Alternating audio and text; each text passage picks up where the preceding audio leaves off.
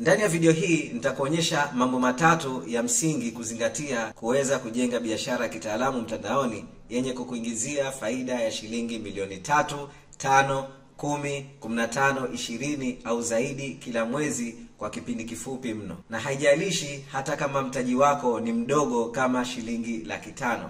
Hello, kwa jina naitwa Dr. Said, mkurugenzi wa kampuni Online Profits, kampuni yenye kuwasaidia wafanyabiashara pamoja na wafanyabiashara watarajiwa kuweza kujenga biashara za kitaalamu mtandaoni. Na nimekuwa nikifanya kazi hii zaidi ya miaka 8. Na katika miaka 8 hii tumewasaidia wanafunzi wengi kupata matokeo ya ajabu. Na usitaki uniamini kwa sababu matapeli sasa hivi ni wengi mtandaoni, wacha nikuonyeshe ushahidi. Hapa ni baadhi ya wanafunzi wangu ambao nimewasaidia kujenga biashara. Kwa mfano, huyu ni Pius, tumemsaidia kutoka 0 hadi milioni 7 ndani ya miezi miwili, hadi kuingiza milioni 14 kwa mwezi, hadi kujenga nyumba. Huyu hapa ni Edwin Zakaria, tumemsaidia kukuza biashara yake kutoka 200,000 hadi milioni 8.5. Huyu hapa ni Deogratius Lauo, tumemsaidia kutoka 0 hadi milioni 2.5 kila mwezi, hadi milioni 25 kwa mwezi. Huyu hapa ni Coach James Mwangamba. Hata kama unamfahamu Coach James Mwangamba, wasiliana naye kisha muulize kwa Tanzania hii nani bingwa wa kujenga biashara mtandaoni, yeye mwenyewe atakwambia. Na hizi shuhuda zipo nyingi sana. Huyu tumemsaidia kujenga biashara ya milioni 36 kwa mwezi. Huyu hapa nimeweza kuingiza zaidi ya milioni 10 ndani ya miezi 5.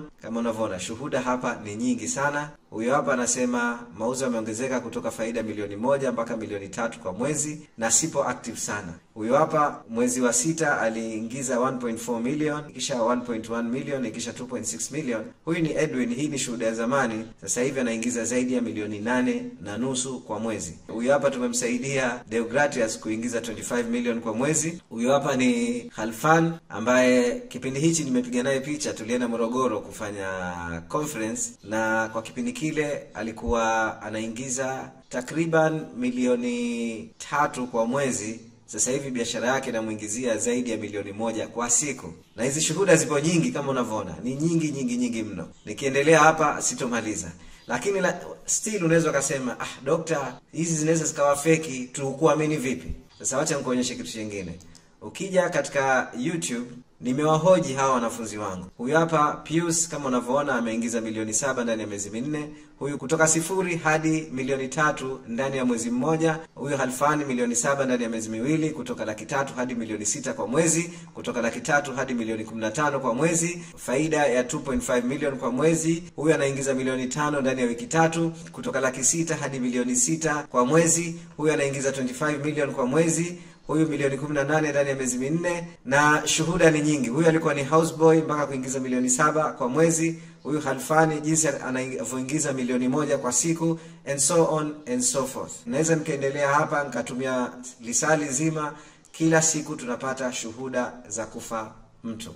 Sasa baada ya kuona shuhuda hizo, hakikisha unaangalia video hii hadi mwisho kujua exactly wanafunzi wangu wamewezaje kuingiza vipato vikubwa namna hiyo kwa kipindi kifupi mno. Kwa hivyo kuna mambo matatu ya msingi ambayo unatakiwa kuzingatia kama unataka kujenga biashara yenye mafanikio makubwa. Chukulia kujenga biashara kama hivi vitu vitatu.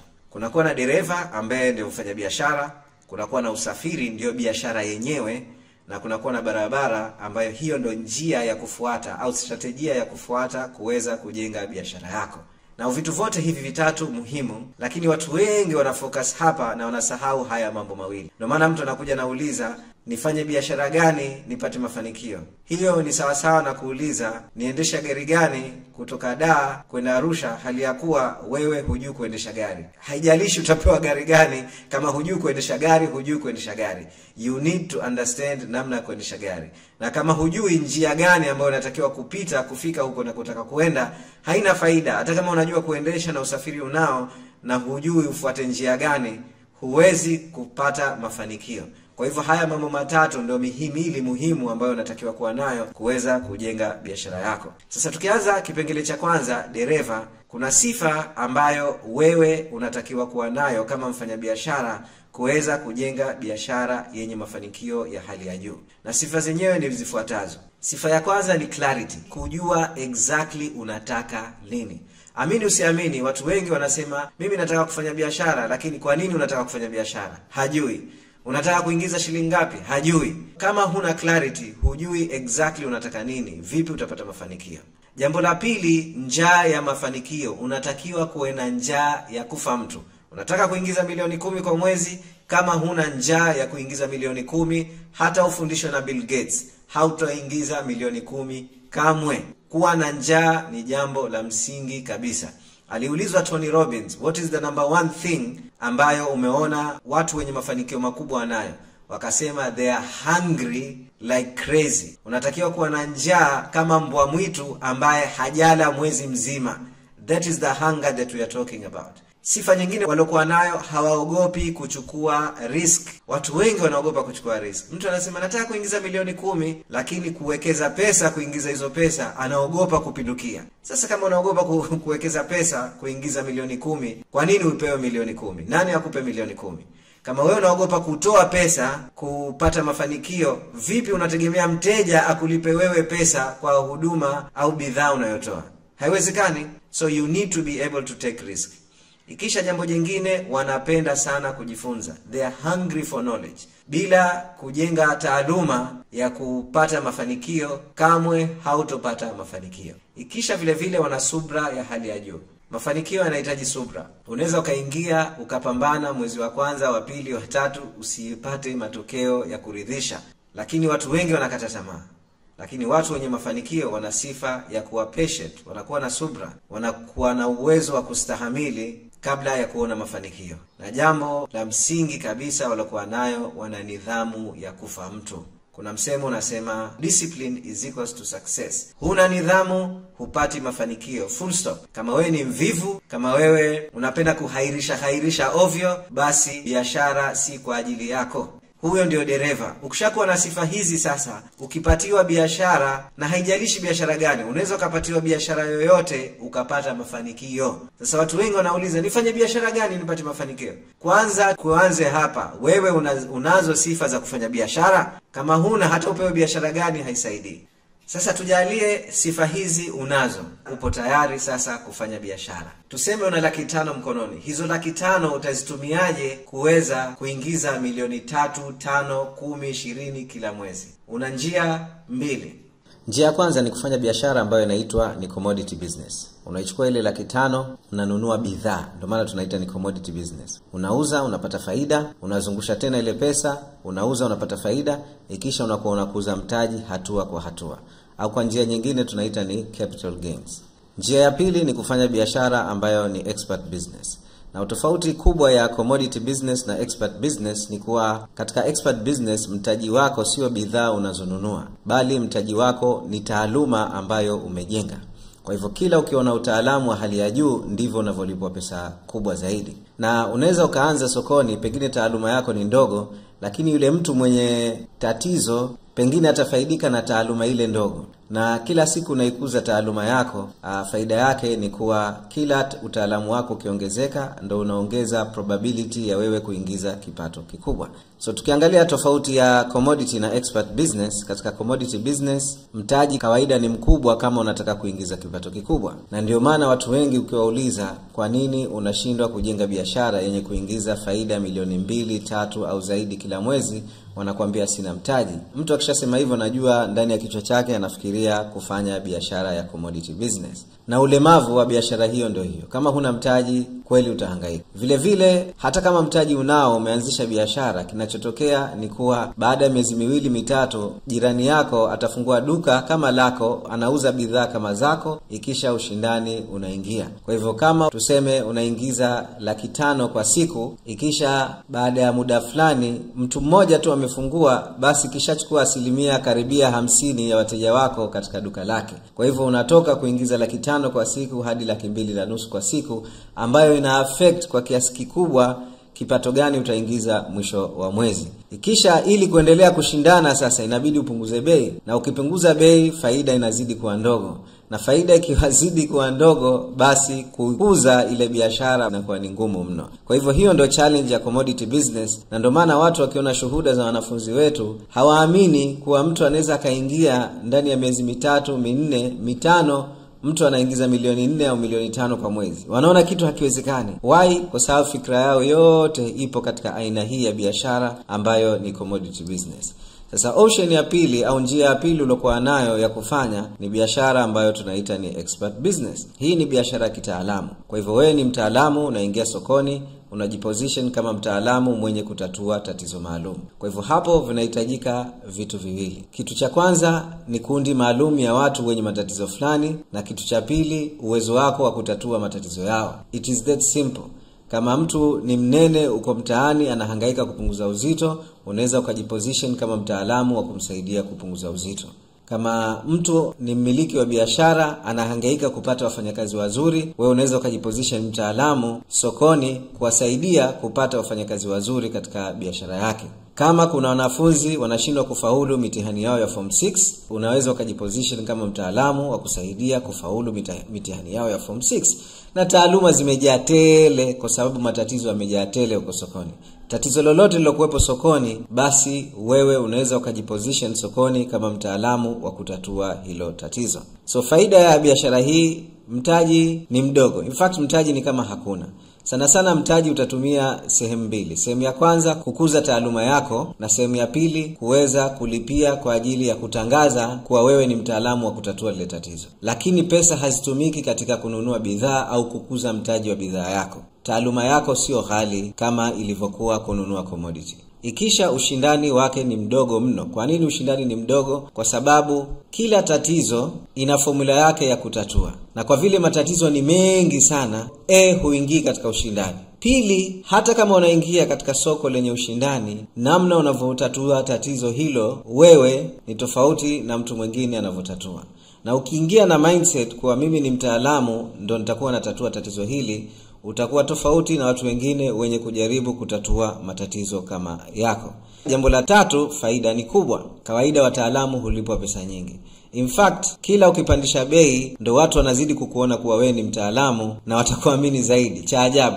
Tofauti na commodity business, kwa vile nyote mnauza bidhaa zinazofanana, kupandisha bei mtu anakukimbia anaenda katika duka jingine wenye kuuza bidhaa ile ile kwa bei rahisi. Lakini kwa wataalamu, kwa sababu watu hawanunui bidhaa au hawanunui huduma, wanalipia taaluma yako kutatua matatizo yao. Kama wewe ni mtaalamu mzuri, basi watakuwa tayari kukulipa pesa nyingi. Mfano mzuri ni madaktari bingwa. Sometimes mtu anapata tatizo maalum. Kwa mfano kuna daktari bingwa wa moyo na mtu wako karibu amepata tatizo la moyo, na ukienda kwa daktari bingwa ambaye ni best Tanzania nzima, akikwambia kutatua hili tatizo unatakiwa utulipe shilingi milioni 4, ni bora zaidi kumlipa yeye milioni 4 kuliko kumlipa mtaalamu mwingine ambaye hajabobea kama yeye. Utakuwa tayari ku risk zile milioni 4 kwa sababu unajua huyu ni mtaalamu. Kwa hivyo wataalamu huwa wanalipwa pesa nyingi zaidi.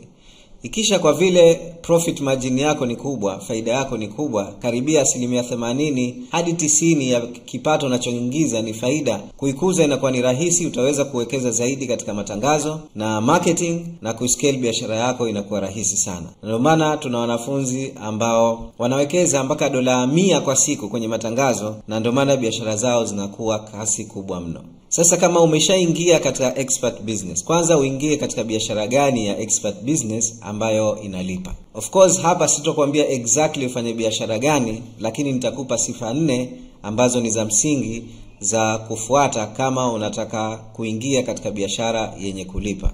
Sifa ya kwanza, iwe inatatua maumivu makali. Kwa hivyo kila maumivu ya soko lako likiwa makali, ndivyo fursa ya kutengeneza pesa inakuwa kubwa. Uwezo wa kulipa. Unataka uwe katika soko ambalo wale wateja wataweza kukulipa. Inawezekana maumivu ni makali. Kwa mfano, mtu anakosa ajira, ni maumivu makali, lakini ataweza kukulipa mtu alikuwa hana kazi. It's a challenge. Okay? Sisemi haiwezekani, lakini inakuwa ni ngumu. Ikisha sifa ya tatu, liwe katika soko lenye kukua. Na unakumbuka nishai kupata mwanafunzi mmoja, yeye kazi yake ilikuwa ni kurekodi DVD. Sasa hiyo ni biashara ambayo inakufa. Watu wanaanza kuacha kutumia DVD. Au tuseme wewe upo katika biashara ya gazeti sasa hivi. It's a dying market. Ni biashara ambayo inakufa. Ikisha vile vile uwemo katika biashara ambayo walengwa wanapatikana sokoni kiurahisi. So let's say upo katika biashara ambayo unawalenga labda plastic surgeon, madaktari wa plastic surgeon. Utampata wapi utabandika wapi tangazo umpate daktari wa plastic surgeon? It's very very difficult. So tafuta soko ambalo hata nikitaka kuwafikia walengwa inakuwa ni rahisi kuwafikia. Sasa tujalie sifa za kuendesha biashara unayo. Ushajua unatakiwa kufanya expert business na ushajua biashara gani ya kufanya zenye sifa hizo 4. Njia ya tatu ni kufahamu njia sahihi au strategia sahihi ya kuweza kufika sehemu unayotaka kufika. Na kuweza kufanya hivi unahitaji mambo mawili. Jambo la kwanza ni uwezo wako wa kutatua maumivu kwa wateja. Kwa hivyo unatakiwa kuwa na formula ya kuweza kutatua maumivu ya walengwa wako. Na jambo la pili, unahitaji mashine ya kunasa wateja. Nafikiria jambo la kwanza halihitaji maelezo ya kina, kwani kama wewe ni mtaalamu wa hilo soko unatakiwa kuweza kufahamu namna kutatua maumivu kwa wateja. Sasa tukizungumzia mashine ya kunasa wateja ni kitu gani? So mashine ya kunasa wateja ni mfumo kamili ambao unatumia kwa ajili ya kupata wateja kiurahisi katika biashara yako. Na mashine hii inakuwa na sehemu 3. Sehemu ya kwanza tunaita ni input, process na output. Ile input ni hatua ya awali ya mashine. Kwa biashara yako itakuwa ni traffic. Kwa hivyo unataka watu wengi waone kuwa mimi ni mtaalamu mwenye kutatua tatizo fulani na nitaweza kukusaidia wewe kutatua tatizo lako. Unataka walengwa wako wapate ujumbe wako. Hiyo ndio traffic. Na kila ukiweza kuwapata walengwa wengi kuona, ndivyo unategemea kuwa utaingiza kipato kikubwa zaidi. Na traffic, mfano wa traffic ni matangazo ya Facebook, matangazo ya Instagram, post ambazo unatuma katika TikTok, YouTube na kadhalika, ili watu waweze kuingia kwenye mashine, ikisha kuna vitu vitokee kwenye mashine ili uweze kuingiza pesa. So hatua ya pili ni mashine yenyewe sasa. Mashine ni mfumo ambao unautumia kwa ajili ya kuwafanya watu wakujue, wakupende, wakuamini. Wakishakujua wanaanza kukujua huku na huku wanapata kukujua zaidi. Ikisha wakupende wanaona huyo mtu naona yuko makini sana. Ikisha mwisho wa kuamini. Kwa hivyo ukija kutangaza ofa, watu ndio wanakulipa pesa. Sasa wewe kitu ambacho unataka ufanye katika traffic, tuseme unanunua traffic. Kwa sababu kuna traffic ya bure na kuna ya kununua. Ya bure ndio hizo post unaweka katika TikTok, kama video ni YouTube, unaposti, haikugharamiki pesa yoyote. Unaweza ukapata watu wakaona, wakaja, lakini tatizo la traffic ya namna hiyo ni kuwa kama huna followers wengi, itakuchukua muda mrefu kuanza kuingiza kipato chochote. Lakini option ya pili ambayo ni ya haraka zaidi, na hii tunawafundisha wanafunzi kupata hela kwa haraka sana, ni kununua traffic. So unaweza ukaenda Facebook au Instagram, ikisha ukalipia traffic. Na tuseme umelipia traffic yako tuseme $5 kwa siku. Kama huna $5 kwa siku, unaweza ukaanza na gharama ndogo kuliko hiyo. So $5 kwa siku, tuseme watu wameingia ndani ya jukwaa lako. Mashine yako inakuwa ndio jukwaa lako, unaitumia kama mashine. Na jukwaa linaweza likawa ni group la WhatsApp. Yapo majukwaa mengi, lakini kwa mfano huu nitatumia group la WhatsApp. Tuseme $5 kwa siku inakuletea tuseme watu 50 kila siku wanaingia ndani ya jukwaa lako. Na ndani ya jukwaa wakiingia, kitu gani kinatokea? Kinachotokea ndani ya jukwaa lako, unajenga uaminifu kwa kuwapa kitu bure. Na kitu gani kizuri unaweza kuwapa bure ambayo itajenga uaminifu kwa haraka? Ni kuwaelimisha namna ya kutatua matatizo yao. That is the best thing you can do for them. Kuambia, sikiliza, wewe unahangaika kwa unene, jinsi ya kupunguza kilo 5 ndani ya siku 5. Unawaelimisha ndani ya jukwaa lako, na kama umeelimisha vizuri na wamekujua, wamekupenda, wamekuamini, then ukija kutoa ofa unategemea uingize zaidi ya $5 hapa. So tuseme ofa yako ni $50. Kwa pesa za Tanzania ndo kama 200,000. Umetoa ofa ya coaching ya kupunguza uzito na mtu mmoja tu amenunua katika watu 50, hapo ushaingiza $50. Kwa hivyo that is how you make money. Unaingiza $5 kwa siku, kuna vitu vinatokea hapa, inatema $50 kwa siku. Ukisema okay, naona mambo yanaenda vizuri, wacha tuongeze budget hapa. Badala ya $5 tufanye $10. Unaingiza $10, huku badala ya watu 50 wanaingia watu 100, na baada ya kuingia watu 100 unaingiza $100 kwa siku. Na ndio maana tuna wanafunzi wanaingiza mpaka $1,000,000 kwa siku. Tuna mwanafunzi mmoja anaingiza mpaka 2.5 hadi 3 kwa siku kwa sababu ya mashine hii ya kunasa wateja. Kwa hivyo ukitaka kujenga biashara yenye kukuingizia kipato kikubwa hali ya kuwa mtaji wako ni mdogo, unafanyaje? Unafanya haya mambo matatu. Jambo la kwanza, unahakikisha unazo sifa za kujenga biashara. Clarity, njia ya mafanikio, huogopi kuchukua risk, unapenda kujifunza, una subra ya hali ya juu na unajenga nidhamu ya kufa mtu. Kisha ukija katika biashara, unafanya biashara ambayo tunaita ni expert business, na unachagua biashara zenye sifa hizi 4. Inatatua maumivu makali, walengwa wako wana uwezo wa kukulipa, unaingia katika soko lenye kukua, na walengwa wako wanapatikana sokoni kiurahisi. Kisha tunakuja katika njia ya kujenga biashara, unatatua maumivu ya walengwa wako au wateja wako, na unajenga mashine ya kunasa wateja. Je, utapenda kusaidiwa na sisi kujenga biashara ya kitaalamu yenye kuingiza faida ya milioni 3, 4, 5 au zaidi kila mwezi? Kama jibu ni ndio, basi muda wa kuchukua hatua ni sasa hivi. Bofya kitufe kilichokuwepo chini ya hii video kuomba nafasi ya kupigiwa simu ya mmoja wa msaidizi wangu. Katika hiyo simu atakusikiliza wewe upo hatua gani sasa hivi, unaingiza kipato cha shilingi ngapi, una changamoto gani, na vile vile utamwambia wapi unataka kufika, unatamani kuingiza kipato cha shilingi ngapi, unataka kufanya nini, na yeye atakupangia mpango mkakati wa kitu gani unatakiwa kufanya ili kuweza kufika huko. Tukiona kuwa unafaa kusaidiwa na sisi kujenga biashara ya kitaalamu mtandaoni, na kama tukiona kuwa tunaweza kukusaidia kufanya hivyo, basi tutakukaribisha katika programu yetu, na tukiona kuwa hufai vile vile tutakwambia, kwani hatufanyi kazi na kila mtu. So bila kupoteza muda, bofya kitufe kilichokuwepo chini ya hii video, upigiwe simu na msaidizi wangu, na ni matumaini yangu ni kuwa tutashirikiana katika kukusaidia kutimiza malengo yako. Mimi ni Dr. Said Said, mkurugenzi wa Online Profits. See you at the top.